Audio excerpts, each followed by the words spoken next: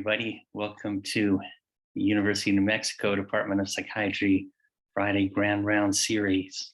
We have the honor to learn from our esteemed colleague, Dr. Snehal Bhatt. Hello, Dr. Bhatt, and hello to all of you out there. I'm honored to get to be the person today to say a few words about Dr. Bhatt and to introduce him before turning the baton. For those of you who do not know Snehal, Dr. Bhatt is a board-certified physician in general psychiatry and addiction psychiatry.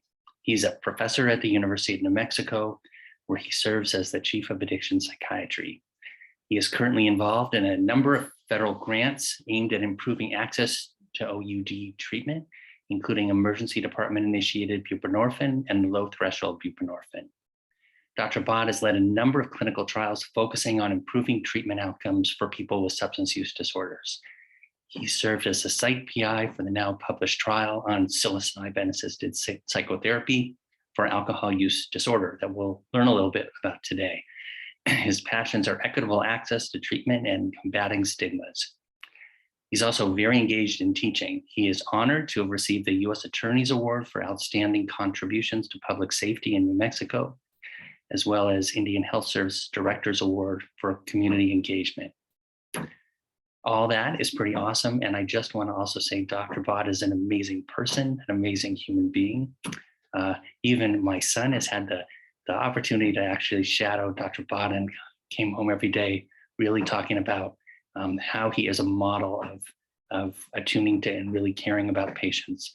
So just want to also throw that in that sometimes we don't have firsthand observation about, but Dr. Bhatt, we're very fortunate that you're here on our faculty, and I'm now going to turn the baton to you to share your wisdom.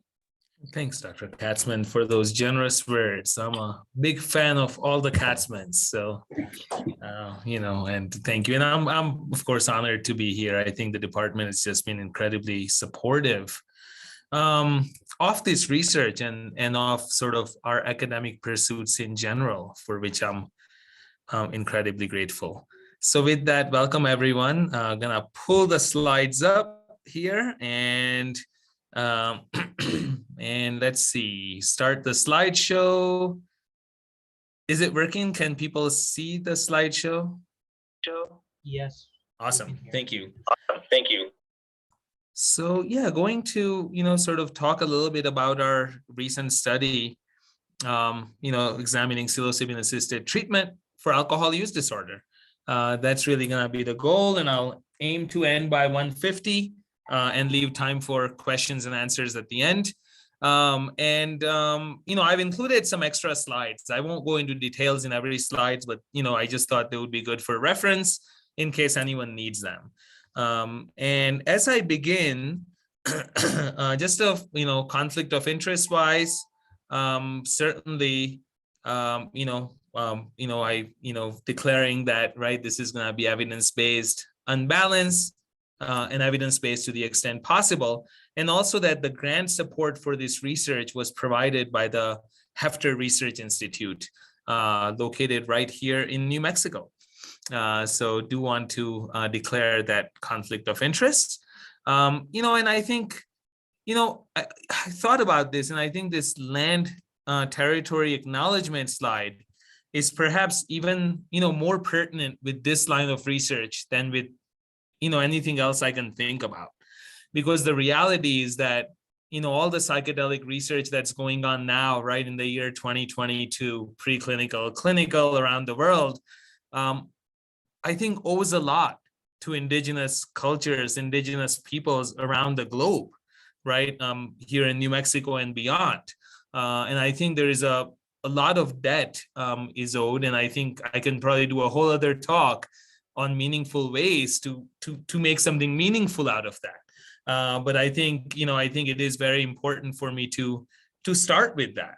Acknowledging that, New Mexico, UNM sits on the traditional homelands of Pueblo of Sandia, which is where a lot of this research happened. And, I think the indigenous peoples, the original peoples of New Mexico, have deep connections to the land, continue to make a lot of deep, meaningful contributions. And we honor that legacy, we honor the land and the people who have been stewards and the history. So I think over the next 40 minutes or so, I think I just want to go a little bit into the history, kind of appreciating the potential role of classic hallucinogens, classic psychedelics in the treatment of alcohol use disorders, go a little bit into historic research, and then I'm going to focus on the study that we just published. And lastly, I want to start introducing some idea about what could be potential mechanisms that may be contributing to some of these outcomes, some of the stuff we're finding. So that's what I'm going to do. Also, as I begin, just a note of gratitude to many people, but especially with this research, these three individuals. Michael Bogenschutz, of course, who was the PI for our study, was my program director. I actually came here back in 2009 as a fellow to study under Michael, and he was just getting started organizing his pilot study of psilocybin for alcohol use disorder. And there was a big reason why I wound up coming to UNM.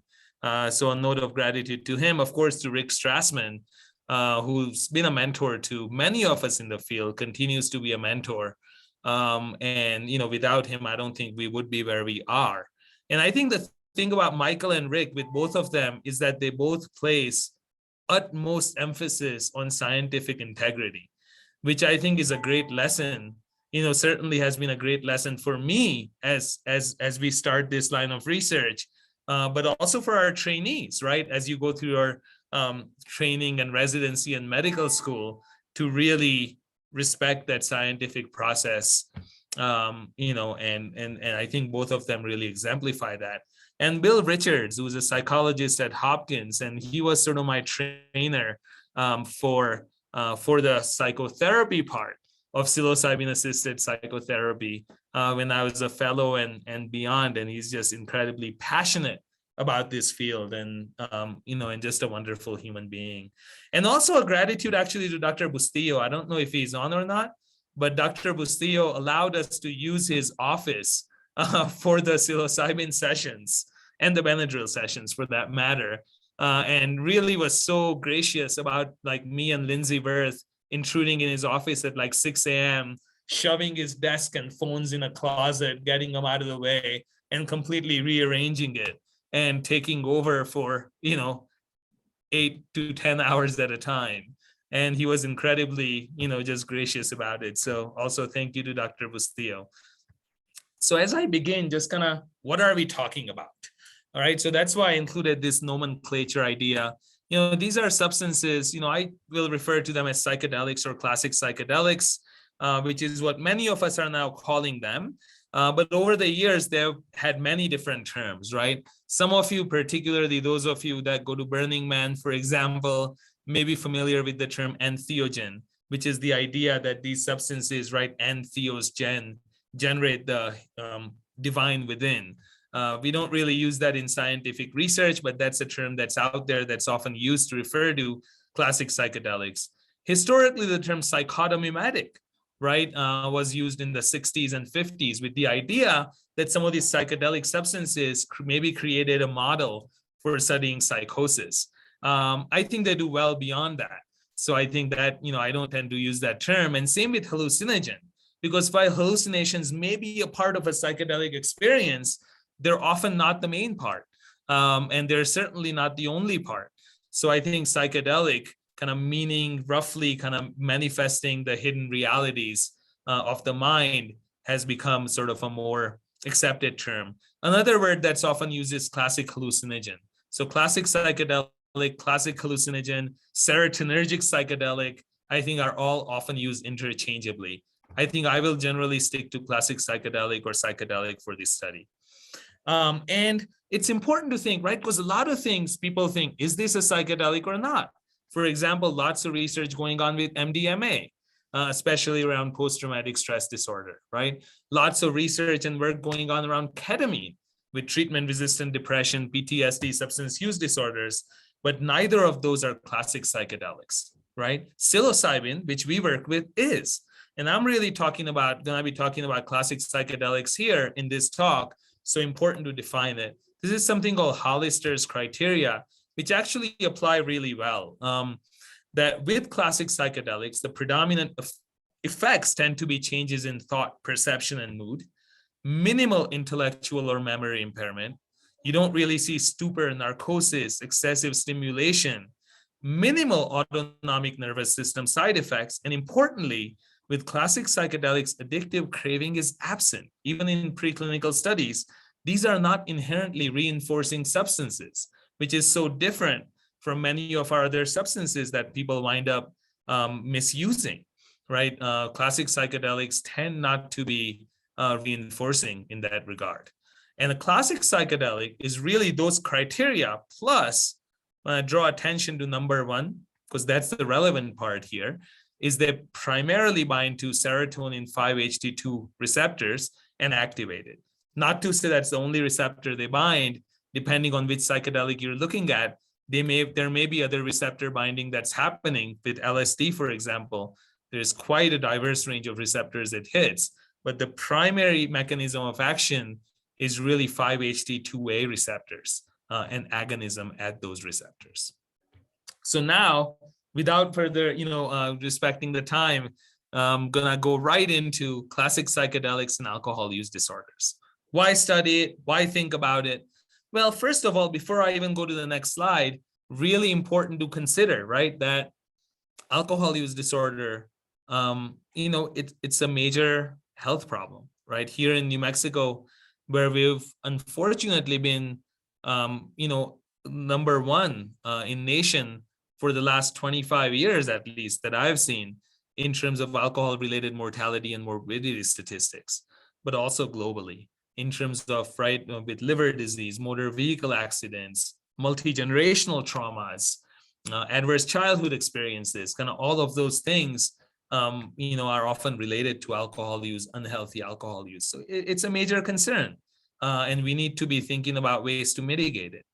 When we think about pharmacotherapies, and I've summarized here kind of roughly, but we have our 3 FDA-approved medications, right? Naltrexone, acamprosate, disulfiram. They're quite effective. They work very often for many people, but they don't work all the time. They don't work for everyone.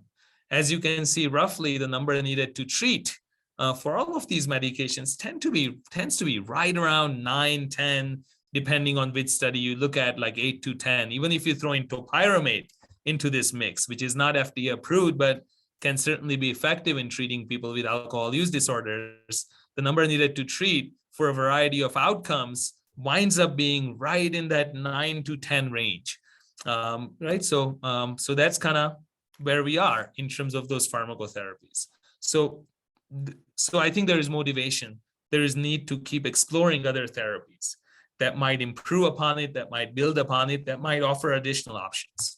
So why turn to psychedelics for that, as opposed to all the other structures, all the other molecules, chemicals that are out there in the world?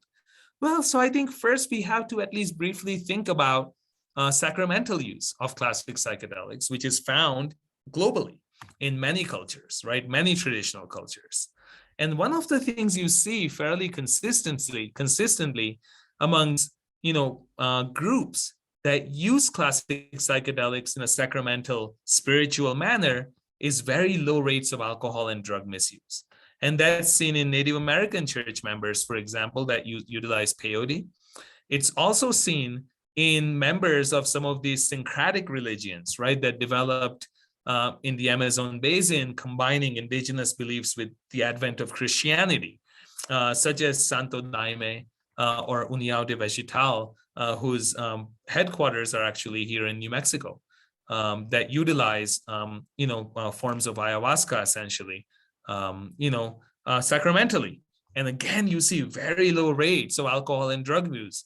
A lot of that work was done by Paulo Barbosa from Brazil, who actually came to University of New Mexico several years ago, probably about a decade ago, as part of his Fulbright, and did quite a bit of work here in New Mexico as well, showing some of these outcomes. But there are, of course, some major caveats. Religious practices are very different on so many levels, right? From pharmacologic properties, whole plant versus isolated chemical, right? Regular use within a larger religious context versus episodic use that we were doing in the clinical trial. Sometimes religious practice also comes with specific things you can do, things you cannot do, right? Things that are forbidden, things that are encouraged, which can carry on quite a bit of meaning. So there are major caveats. So it's just something to start thinking about, but doesn't really tell us whether, whether this is really going to work, right, within a Western scientific framework.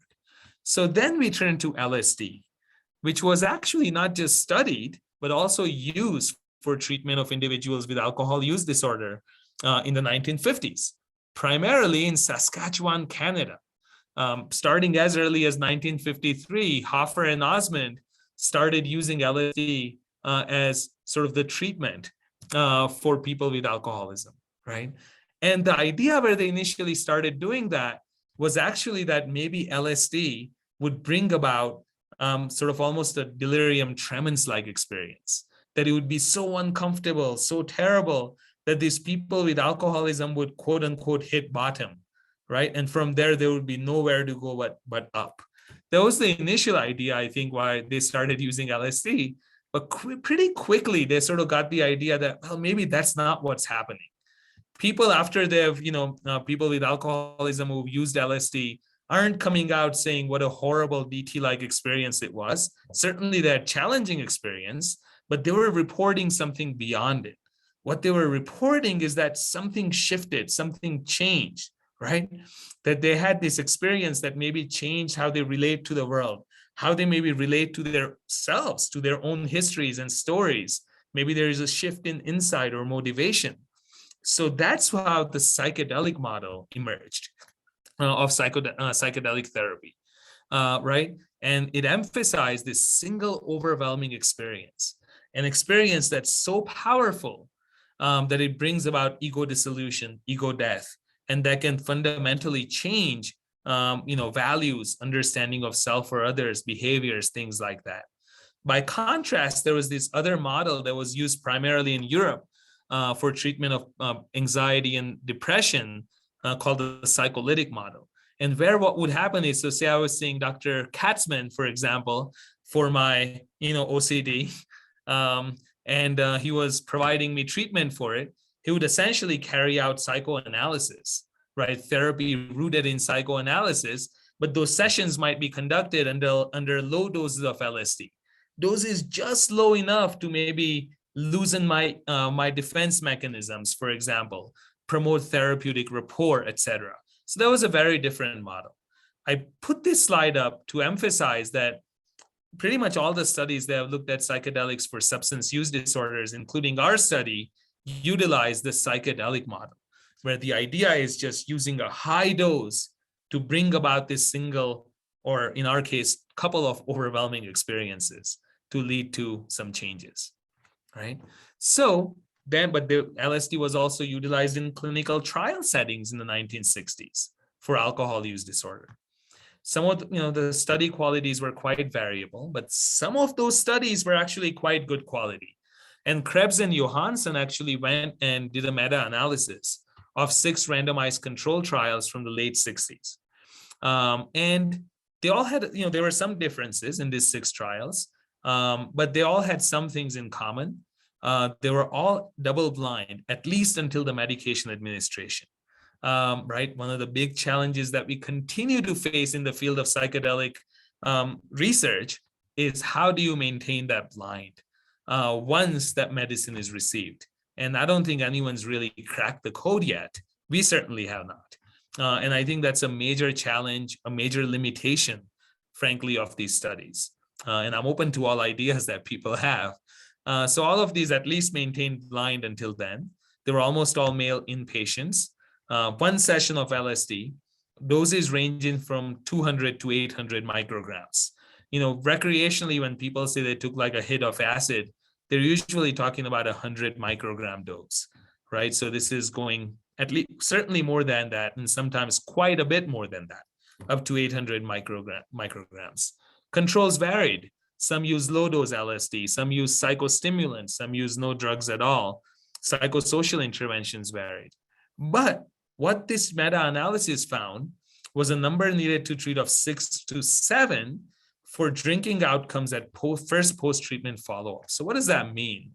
So I kind of pulled up this lovely chart, right, that you, all of you are certainly accustomed to seeing in meta-analysis, where it's looking at sort of the abstinence or near abstinence following just that one session of LSD at first follow-up. And you can see that it generally tends to favor LSD with an odds ratio of about 2. So people who received LSD in this meta-analysis were about twice as likely to be abstinent or near abstinent at first follow-up. And the number needed to treat again was 6 to 7. And this one is showing that the effects seem to persist up until about 6 months. And by 12 months, the effect had essentially worn off. But it's still pretty interesting, right? That a single high dose of LSD brought about changes in drinking that lasted for several months. In this it's a meta-analysis. So their weakness is not a single randomized controlled trial, but that was something else that really sort of drew our attention to psychedelics for alcoholism. So that brings us to the psilocybin alcohol pilot. That's where I got involved as a fellow, primarily in the role of sort of looking at the music playlist and making it more inclusive, more diverse, and also with sort of background things like, so data entry and sort of things that, fellows do and trainees do. And the great thing was that that's when I really started getting my training in this form of psychotherapy in a very systematic manner as a fellow. So it was a small open label pilot to show safety and feasibility. 10 participants, right, was done here again, I think in Dr. Bustillo's office at that time as well. And these participants were followed for 9 months total. And the treatment model was, and I'll get more into that actually when I get to our double blind, but because the design was very similar. What I want to highlight with the pilot is this. So I put this figure up. So this is looking at percent drinking days and percent heavy drinking days. The blue line is the percent drinking days. Red line is the percent heavy drinking days. Percent heavy drinking days is defined by NIAAA as 5 or more standard drinks in men and 4 or more standard drinks in women. So you can see that at baseline, people were drinking on about 40-45% of the days, and about a third of the days they were drinking heavily. The first 4 weeks are psychotherapy alone. And you can see both groups improved. Both groups came down. This is when the first psilocybin session happened, right? And you can see that following the session, both of those parameters dropped off markedly. Between weeks 4 and week 8, you can see how much they reduced, right? The second psilocybin session happened right here, and active treatment ended right here at weeks 12. And these participants were followed for up to 36 weeks. And you can see that the gains were largely maintained. People didn't start drinking up, and the gains remained despite the fact that they were not receiving any active treatment. That was kind of nice to see. We also found that how strong the experience was on a variety of parameters correlated with how much they improved. And most importantly, there were no serious adverse events. The most common side effects that were found was transient nausea and headaches, both of which resolved.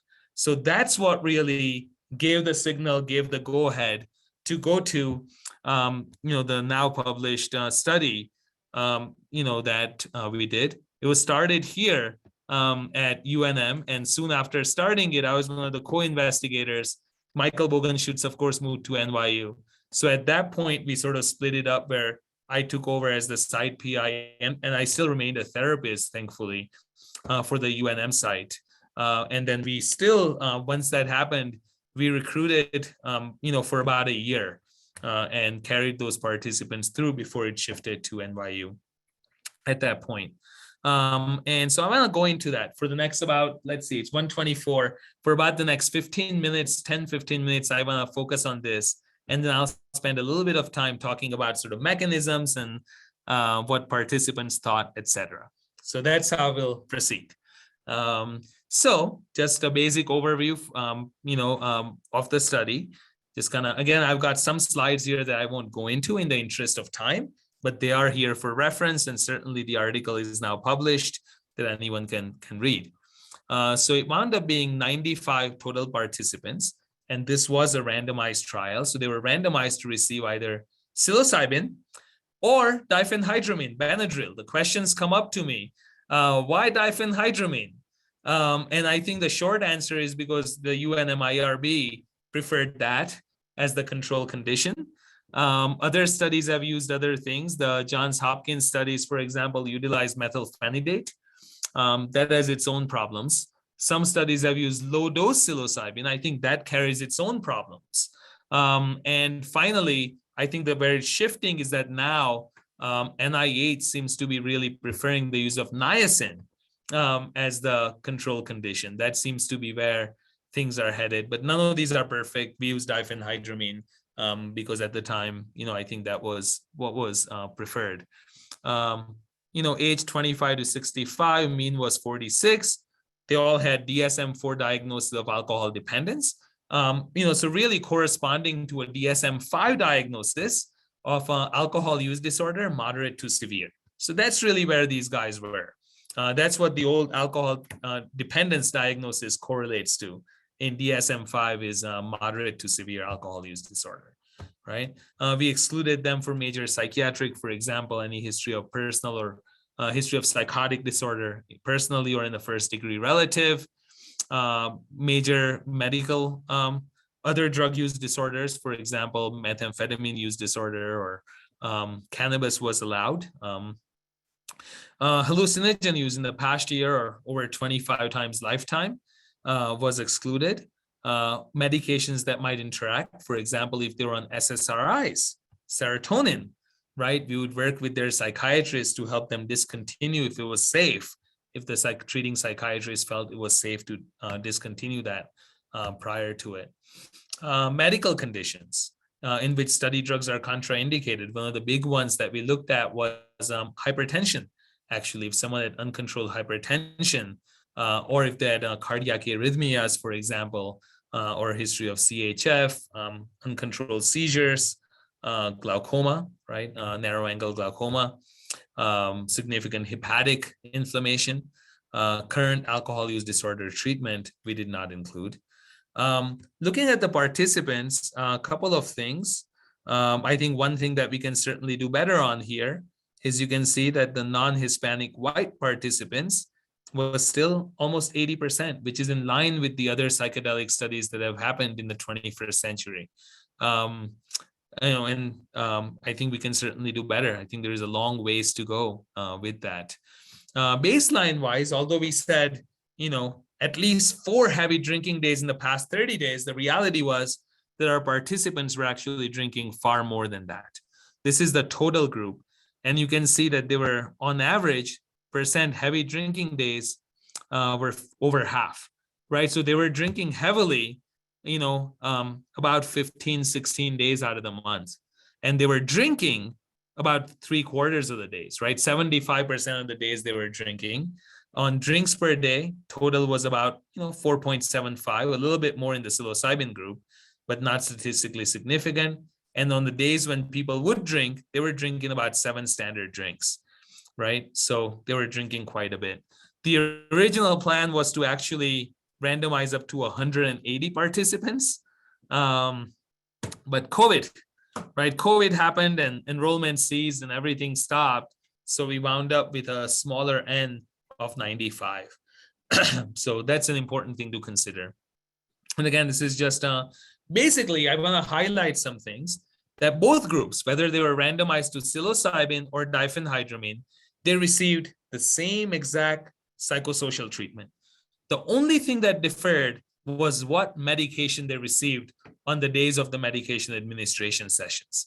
The group people that were randomized to psilocybin, of course, received psilocybin, and the other group received diphenhydramine. And the way it worked, it's kind of a busy slide, right? Is that the active treatment, I'll hopefully summarize it well for you guys, 12-week treatment. Very similar to our pilot, 12-week treatment. So people start the treatment. The first 4 weeks are psychotherapy. And I'll go into the psychotherapy here in a minute. Then at week 4 is the first medication treatment, where people randomly receive either diphenhydramine at 50 milligram dose or psilocybin at a dose of 25 milligrams per 70 kilograms. Then there is 4 more weeks of therapy. Then the second medication session at week 8, where people received either 50 or 100 milligrams of diphenhydramine, and psilocybin anywhere from 25 to 40 milligrams per 70 kilograms. So we had an option to go up quite a bit on the dose. And then 4 more weeks of therapy. And then active treatment ended right here at week 12. And then we simply followed them. And the outcomes this paper reported were week 36 outcomes. So basically 6 months after the end of active treatment. So nothing's happening there. We do have more data, and we're planning a series of secondary publications because our design actually then allowed at week 36, blind was broken. And once all the assessments were done, and everyone was offered an open label psilocybin session at week 38 that was paired with 2 weeks of therapy and a further 18 weeks of follow-up. And we do have that data, and we hope to publish that along with a few other secondary publications in the upcoming months.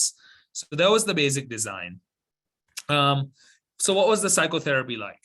So each participant basically got paired up with 2 therapists, right? So 2 therapists per participant. So it was quite intense. And the participants basically received 2 types of therapy, right? One was a combination of motivational enhancement therapy combined with elements of cognitive behavioral therapy relapse prevention. And it was manualized, and that was described in a separate publication. The manual was created by Michael Bogenschutz and Alyssa Forsymes, who was also our UNM faculty member at the time. And the other was what we call PSI, or preparation support integration, right? So what did that look like? That's the psychedelic part of the therapy. So P stands for preparation. So it started right away in week 1. And there were 2-hour sessions, really. We would go over the process, certainly, but the idea was it was open-ended therapy. We want to get to know each other. We don't want any surprises. We don't want any discomfort when we go into that medication session. So we want to know about your life, your values, what's important to you, who is important to you, what are some things that you fear, what are your values. So really working with the participant to get to know them, right? That detailed life review, establishing trust and rapport. Why are you doing this? What are your hopes, motivations? What are your fears, right? What are your concerns? What are your questions, of course? But also then preparing them for the medication session. And one thing we really focused on is that a whole range of experiences are possible, which is true, right? Often psychedelics are just these non-specific magnifiers, right? As they've been called, where whatever is inside you gets magnified, and a whole range of experiences are possible. So anything can happen. You can be intensely happy. You can be intensely sad or anxious. Maybe all of these are happening at once. How do we manage it? What are some safe words? What are some things we can do to ground you? What's safe for you? What's not safe for you, right? Self-directed inquiry, experiential processing, setting ground rules, safety rules. Like, you're here. Once you get the medicine, you're not leaving for 8 hours, right? People out there, they don't really know what's going on. They know we're doing this study, but they don't really know what's going on. We do. We're your therapists. We know you. So stay with us, right? Like, for example, no violence, no sexual contact, of course, which is very important to honor and discuss ahead of time when we're talking about doing therapy with non-ordinary states of consciousness. You want to be really good about those boundaries. Discussing setting the dose. That was preparation. Then the support really was during the drug administration session, which happened at weeks 4 and 8. The same 2 therapists that have been working with the participants were there for the entire duration. One of them might step out for a brief period, but they were largely there. And the idea was focusing inwards. There were 8-hour sessions. They would go in, we would basically walk them over to Dr. Bustillo's office that we had set up. We would get there at 6 a.m., set the office up. There was a nice fountain, nice bed with bed sheets and artwork. And we would go there, and we would generally do a brief intention setting between the 2 therapists and the participant. And prior to that, of course, on the day off, we would do basic assessments, get their weight, lab work, urine drug screen. and the pharmacist, based on the weight, would drop a capsule, and only the pharmacist knew what was included, right? Whether it was the psilocybin or the diphenhydramine. Once we would do the intention setting, we allowed the participants to do a brief ceremony if they felt so inclined, and some people did, but we certainly wouldn't force that, right? So it was participant driven. They would take the medicine, and they were really encouraged to go inwards, lie back, headphones on, eye shades on.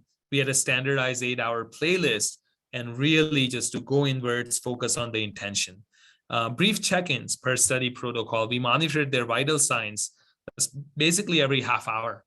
That was probably the most intrusive thing we did, is monitoring their vital signs. And if their blood pressure was significantly elevated, we might even do that every 15 minutes per protocol. And we had emergency medications. We rarely had to use them, as I'll show.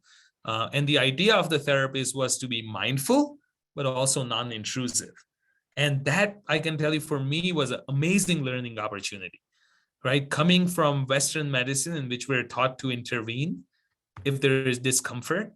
Whereas here, for 8 hours, the idea was really to hold that mindful space, to be truly present, which is such a privilege that I still feel grateful for. And, the idea was trust, let go, and be open. Whatever happens, we encourage participants through the preparation sessions to go with it, right? I think we had one participant who in one session was fighting against the current. There was a whirlpool. And when we processed it the next day, he had the most miserable time because he just spent like 4 hours, swimming against the current. And I think our goal for the next session was, if that comes up again, just go under and allow yourself to see what comes up. That was sort of the idea. And the integration session we did the next day, because, we wanted to hit that, plasticity window. So even if the drug session was on Friday, we would meet with them on a Saturday for a couple of hours and do this. Open-ended inquiry, right? Reflecting, meaning, values. What do the experiences mean? How do you take this away? How do you hold on to some of these things and integrate the experience within the larger context? But I think it's actually the most important piece of what we did. This is just an algorithm that shows how we change the dose of the medicine. It basically depended on if the participant tolerated the initial 25 milligram per 70 kilogram dose. Then we said, how strong was the experience? And if the experience was not really strong, then we went up to the maximum 40 per 70. If the experience was quite powerful, even at that 25, but they tolerated it, we bumped them up to 30 milligrams per 70 kilograms. So it's just a reference slide. Another reference slide of outcomes that I've included. But again, our primary outcome, and that we reported on, was percentage of heavy drinking days during weeks 5 to 32, right? We've also, of course, assessed these, and they will be coming out in other publications that we're working on now. Some results that I want to go into over the next 5 minutes or so, starting with acute effects. And I think I start with safety first, right? One of the biggest acute safety things that's been reported is sort of increases in blood pressure, kind of moderate increases in blood pressure. And we certainly found that. The purple line is the psilocybin, the black line is the diphenhydramine. And you can see the systolic and the diastolic blood pressure both increasing and then kind of coming down. They were no longer significant by 6 hours, right? But we generally saw an increase in the systolic of about 10, 15 points. And the diastolic blood pressure increase, as you can see here, of about 5 to 10 points. So not a huge increase, but certainly an increase, and also an increase in pulse that was really no longer significant by about 4 hours post-administration. And we monitored that very carefully. Acute subjective effect, this is looking at the mystical experiences questionnaire, which is a validated questionnaire that looks at how mystical was the experience. And you can see that in both sessions, the blue line is the psilocybin, red is the diphenhydramine. On average, we generally say that if someone hits that 0.6 mark on the MEQ, that's a fairly mystical sort of an experience. And on average, that happened with psilocybin, but not with diphenhydramine. And then finally, the main results, right? We're at 140, we're doing okay with time. This was our primary outcome, percent heavy drinking days. And you can see that at baseline, I mentioned, people were drinking heavily, about half the days. At week 4, so up until this point, all that's happened is therapy. Both of those dropped in both groups, right? They both dropped. And I think that's the power of therapy. The intense therapy they were receiving itself allowed them to drop their heavy drinking days to about quarter, right? So now they were drinking heavily about 25% of the days, roughly. But then what happened is that this is the diphenhydramine group. They kind of stayed there. They plateaued. But there was a further significant reduction in their heavy drinking days for patients who received psilocybin, to where, right at week 8, they had dropped to really under 10%. And you can see that even at week 36, they were drinking heavily on less than 10% of the days. So if you just look at that group where they were at baseline, their heavy drinking days had dropped by about 80%. And there was above and beyond and significantly what we saw with the diphenhydramine group. Similarly, we saw significant reductions in percent drinking days, as well as drinks per day. So if I focus on that here, right? So this is the heavy drinking days, the drinks per day. This is the psilocybin group. So at baseline, they were drinking about 5 standard drinks per day. And at the end, at the follow-up, so at week 36, which is after 24 weeks of no treatment, their average drinks per day was about 1, right? So actually under the NIAAA hazardous drinking limits. And again, far lower than what we found in the diphenhydramine group. So I want to highlight that again, these results are there. The slides will be sent out to you. The other thing we saw was abstinence, right? So if you look at just those last 4 weeks of follow-up, and again, this is after 5 months of no treatment, about half the group, that had received psilocybin was actually abstinent. And we actually did hair tests, to compare self-report. And in the samples that we had available, they corresponded. So self-report was valid, per that. And half the people were abstinent for that last 4 weeks of follow-up, versus about a quarter of the people were abstinent if they had received diphenhydramine. And there was also, in the people who received psilocybin, there was also significantly more likely to have reductions in their World Health Organization risk level. And we're actually going to look at that in a subsequent study. But that's been correlated with everything from functioning to liver disease to anxiety and depression. So that's a pretty important parameter that's being looked at increasingly, and we saw that, right? In terms of other safety things, only 2 psilocybin participants actually required some diazepam for anxiety. That went away. So out of, all those sessions, almost 100 sessions, only 2 required diazepam. 1 psilocybin participant, I was actually a therapist for that, experienced passive SI that essentially just went away in a few minutes, and he never had that for the entire follow-up period. There were actually 3 serious adverse events, and they were all in the diphenhydramine group.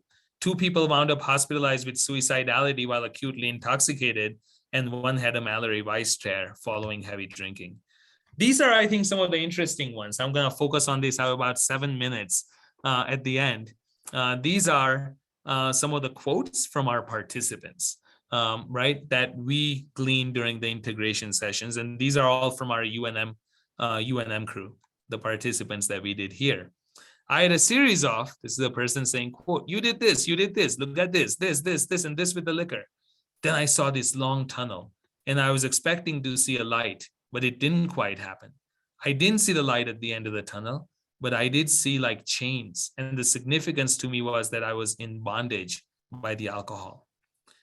There was some darkness involved in some of it, but I could understand through the darkness that I wasn't alone. I was having a hard time and I was crying. That's when my grandma was calling me and rocking me and singing to me. So that brought up a lot of emotions.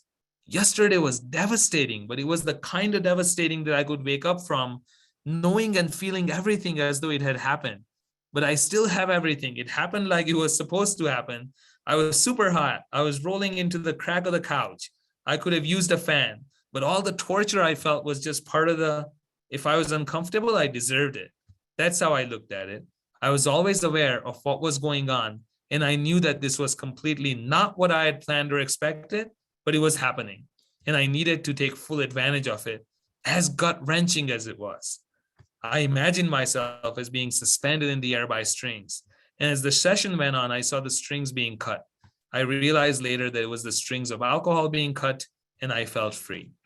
We're also planning on doing a qualitative paper, as some of you guys are aware, that's in the works. Some of the takeaways for me, experiences are variable, autobiographical, symbolic, very often full-blown mystical, as measured by the mystical experiences questionnaire. Not always pleasant, as some of those quotes said. One person actually said it was the worst 6 hours of my life, and I needed it, was one of the quotes from one of my participants. Vivid, memorable, meaningful, and alcohol was not often the primary focus. Other important life things were often what was coming up, and benefits often extended beyond drinking outcomes in other areas of lives as they sort of process that. And again, the integration sessions were critical for that, and often experienced as being exactly what I needed to. Even if it was unpleasant, even if it was miserable, it's what I needed. And that really, for me, supports this non-directive approach to medication sessions, and really also for the therapies, kind of this idea of trusting that inner healer, right? The inner healing intelligence, which is something that comes up a lot in psychedelic therapy. As a therapist, again, right? Like I would see these participants having this intense anxiety reaction and know that I could give them a 10 milligram diazepam and end that right then and there. But knowing, and that's where the preparation was important. What's actually benefiting the patient? Because challenging experiences are often still valuable experiences, right? There is no such thing as bad trips. They're challenging experiences. And if you work through those, you can actually have emotional breakthroughs, which can lead to lasting change. I use those terms, challenging experiences and emotional breakthroughs, very deliberately, because they're actually validated questionnaires of that, and that are now looking at potential ideological mechanisms, with some people saying that in fact that's needed for part of the healing. I don't think there is enough data to really know that's what's happening, but those are some theories that are out there. And just being non-judgmental, truly present, accepting the participant. It's an honor to be here as the participant is going through this journey. Sometimes it's a lot of fun. Like we had one participant who was having this intense experience, needed to use the restroom. So I walked them out to the restroom, and then we're coming back, and I guess UNMH was having some joint commission meeting or something. So there are all these people in suits walking around, and he just started cracking up. He just like couldn't stop laughing. He's like having this intense experience, and he's like, what is going on here?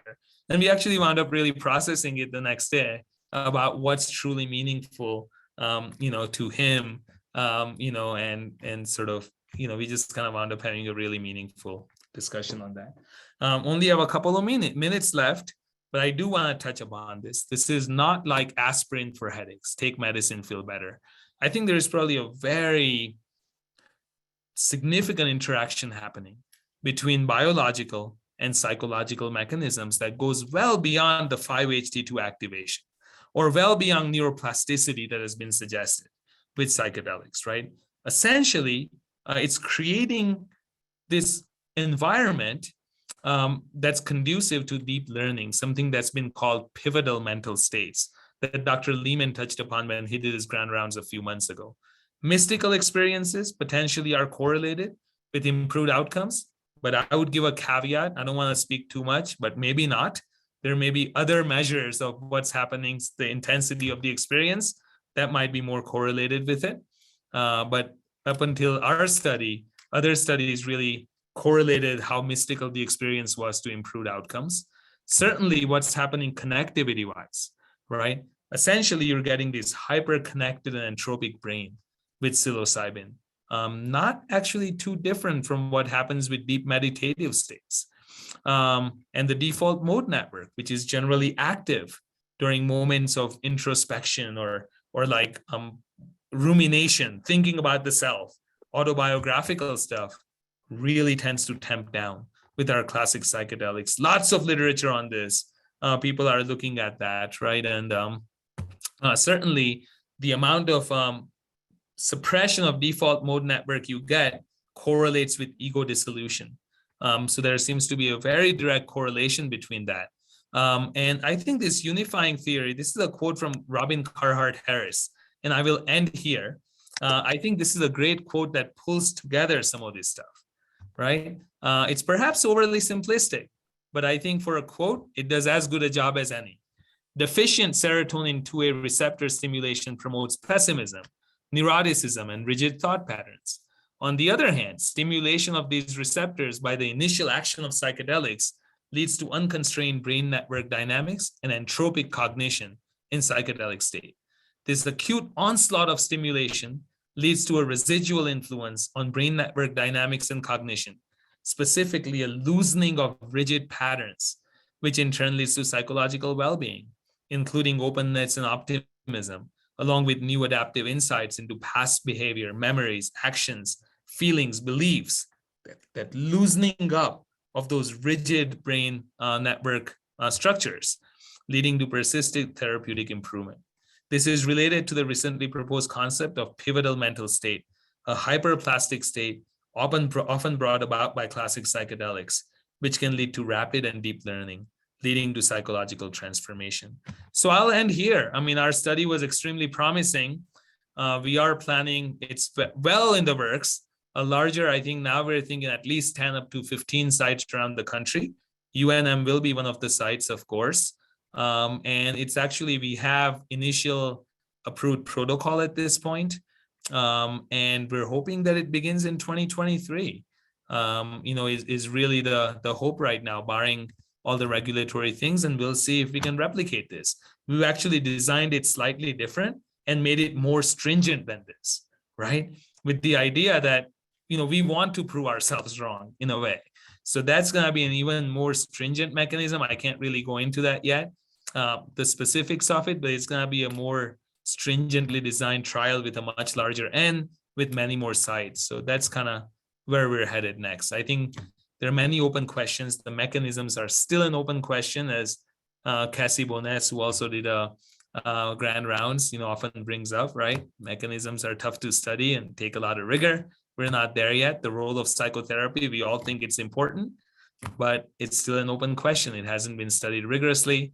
What's the control condition? No one really knows. So lots of question marks, but some promise. And I'll stop here.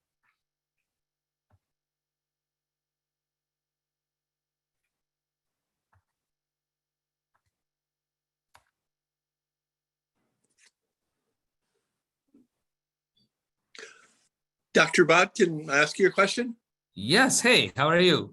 I'm doing great, but that was a fantastic talk. I really enjoyed that. I want to say one thing that was interesting, you mentioned that the adverse effects were in the people who had gotten the placebo. And I know that was noted in, one of the other studies in Europe. And, there are some hypotheses that perhaps people, this is like their last hope. They're in the study. They're hoping this will come out well. And I'm wondering if there's any inclination that the people who had the increased,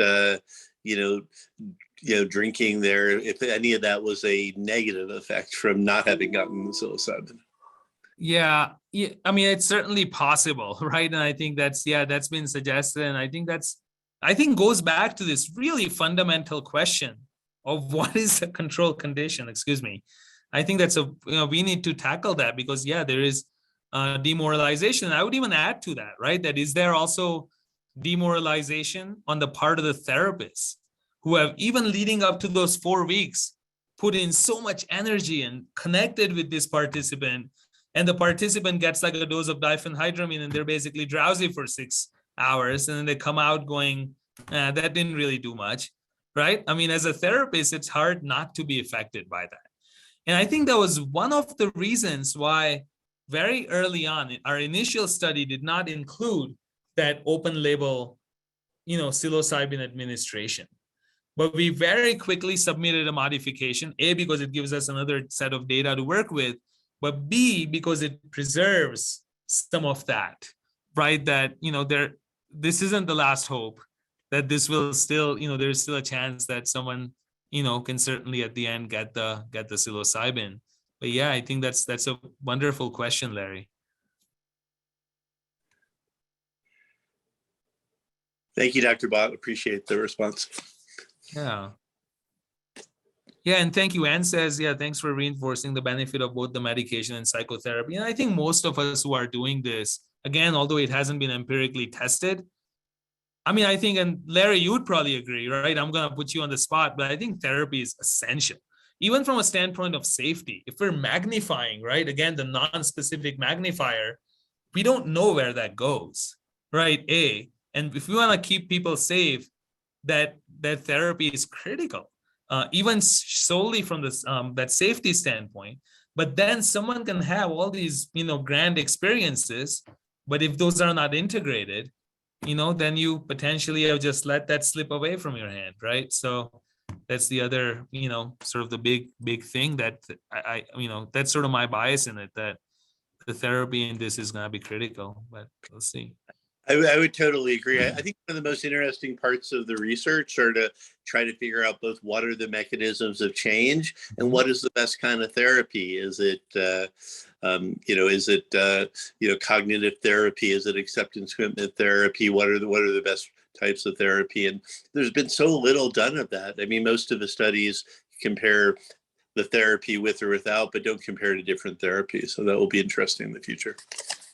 And thanks, Dr. Haynes typed in. I love how you describe being with the patients during the treatment. I mean, it's really a privilege. I mean, and that's why I think this actually creates a great framework as part of the psychotherapy education for psychiatry residents, for example, because there is so much therapy that happens. I recently did a talk for the addiction psychiatry fellows, kind of in the Western region, so from Hawaii through New Mexico, on the psychotherapy of psychedelic psychotherapy. It was an hour-and-a-half talk. And, one of the things that really, and it was very open-ended discussion that really came up, is that there is actually everything from CBT to psychoanalysis to Jungian, there are just so many different models that are relevant and can create a really robust framework for psychotherapy education and training.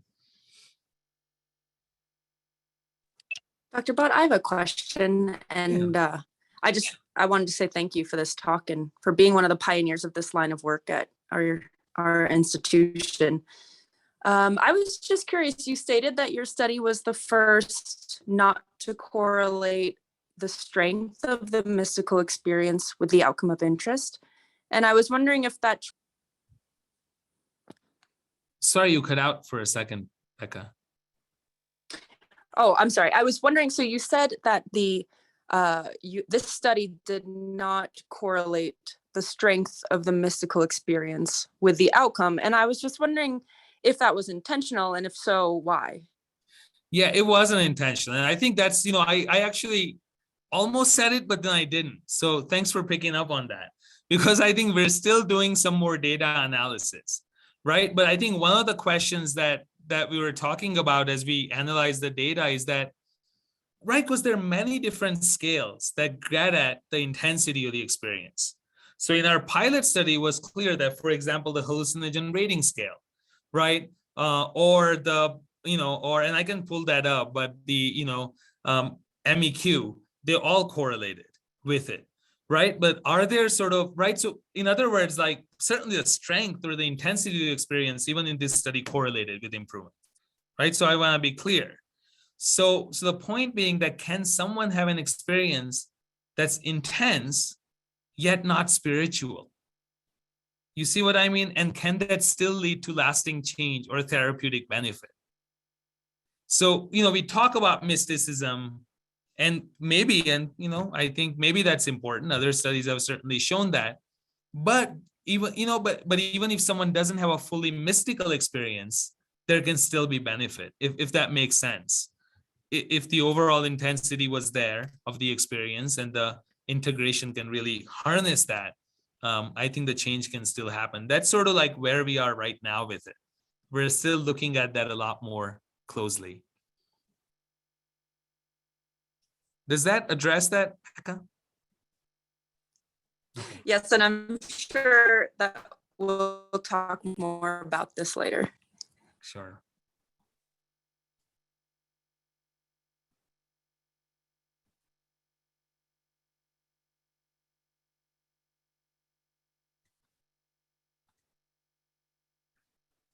Cool. I think we're at 2. So thanks, Dr. Kleinman. Thanks everyone for joining. I hope that was somewhat useful. And yes, see you all later. Thanks. Bye.